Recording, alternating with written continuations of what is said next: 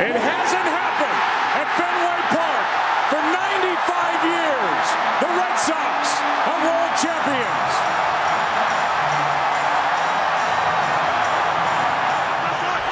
Play clock at 5. Pass is intercepted at the goal line by Malcolm Butler.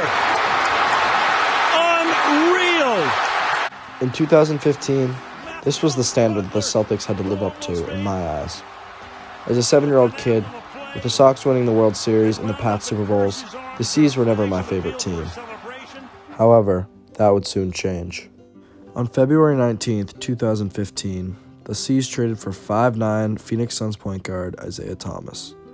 At the time, Thomas was an underappreciated guard who was always given less respect than he deserved because of his height. He was an immediate impact player for the C's, but they were still a disappointing team compared to the Patriots and the Red Sox successes. That was up until I turned 10 years old during the 2016-17 NBA season, when the Celtics won an Eastern Conference best 53-29, earning the number 1 seed behind Isaiah, Avery Bradley, young Marcus Smart, and veteran Al Horford. But then, tragedy struck. A poignant moment from earlier today on the floor at the Garden in Boston.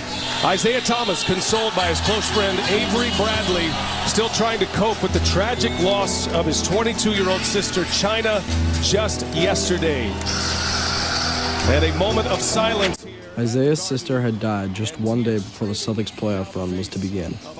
Nobody expected the Celtics' MVP candidate to play in Game 1 of the playoffs. However, he did. And he didn't just play, but scored 33 points, despite the Celtics' loss. About 3 weeks later, on what would have been his sister's 23rd birthday, Isaiah scored 53 points in one of the greatest playoff performances of all time. It was an extremely impressive showing, highlighting not just the basketball skill of this man, but his dedication and character too. I think this was the moment that I became fully emotionally invested in Isaiah Thomas.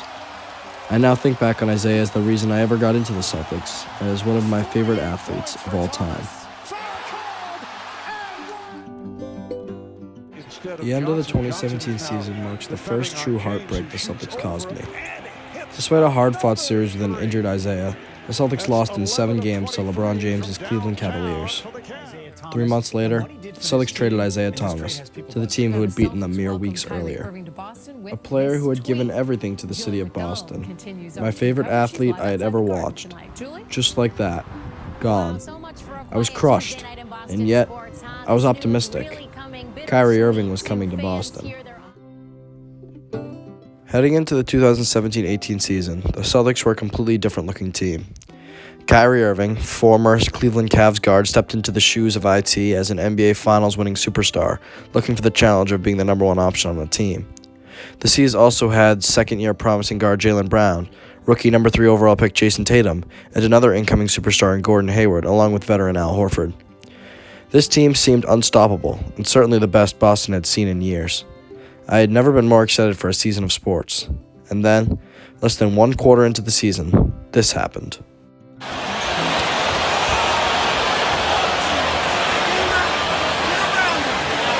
Oh my gosh. Oh my gosh.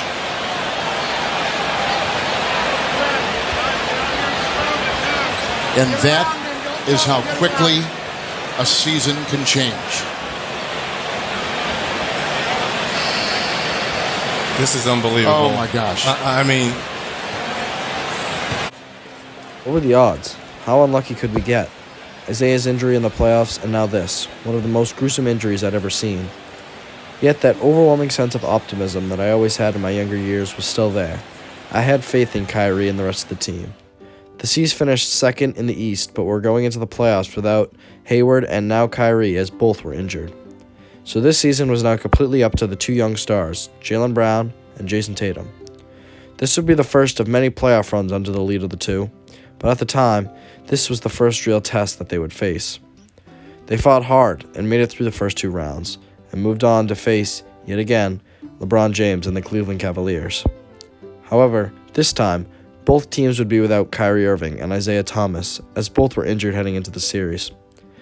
This time, it would be about LeBron James and Jason Tatum, the rookie who had conquered every challenge he faced this rookie year. But this would be his biggest test yet. The injury-ridden and extremely young C's took the Cavs to a 7th game, a game that would be played on the parquet floor at TD Garden, a game that I anticipated more than any other, a game that would haunt me as a Celtics fan for the rest of my life. With under 7 minutes to go in the game, the C's were down by 4. They had fought hard on the defensive end all night, holding the Cavs to just 71 points, but they couldn't get much going on the offensive end all night, until this happened. With 6:45 remaining, Tatum drives down and throws it down! Wow! On him, Hill looking to help. Brown to Smart, Smart to Tatum. Sets, fires, three-pointer, bang! I had never been more confident, and yet they couldn't get it done. LeBron seemed to take getting dunked on personally and took the game over, dominating the Celtics and winning the game. I was heartbroken, more than I ever had been for a game. I think I was depressed about it for over a week. Yet again, the Celtics disappointed me and lost in the Eastern Conference Finals. Over the course of the next 3 seasons, the Celtics continued to disappoint. They lost in the second round the next year. In 2020, they lost in the Eastern Conference Finals yet again. And the year after that, they lost in the first round and were at an all-time low in my time as a fan. I began to question whether Tatum and Brown could lead the team, and so was the national media. They started the next season 18-21 and seemed to go below rock bottom. And then, the energy shifted. They finished the season 33-10 and got all the way up to the 2nd seed in the East. Somehow, they seemed to have finally rewarded my faith and turned things around. In the playoffs, they swept Kevin Durant and the hated Kyrie Irving in the first round, winning 2 thrillers at home. Smart fakes, inside, Tatum spins, and he puts it in! Celtics go up by 1! One of which I was at, and dominated them on their own home court. Waiting for them next was Giannis Antetokounmpo and the Milwaukee Bucks, the biggest test they faced all year, and it seemed they weren't up for it. They went down 3-2 and had to go on the road to Milwaukee for Game 6. Then, Jason Tatum responded. The Celtics won the next 2 consecutive games and moved on to the dreaded Eastern Conference Finals. Waiting for them there was Jimmy Butler and the Miami Heat. This time, the Celtics finally got over their Eastern Conference Finals hump, though they didn't make it easy on themselves. And now, they faced yet another dynasty, Steph Curry and the Golden State Warriors. My confidence had never been higher in this team, and yet, deep down, I knew they would disappoint me again.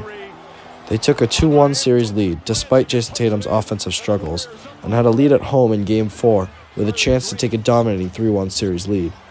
Then, Steph Curry arrived. And that is where the series was lost. 2 games later, Steph Curry won his 4th ring on the parquet floor. The Celtics had devastated me yet again. They had gotten all the way to the finals, but still could not get the job finished. This past year, the Celtics lost in the Eastern Conference Finals yet again, but again in heartbreaking fashion. Yet again, they destroyed my happiness. I have to wonder if the Celtics will ever bring me happiness. This year will be Jason Tatum and Jaylen Brown's last year to repay my faith in them. They could raise banner 18, or they could disappoint me yet again.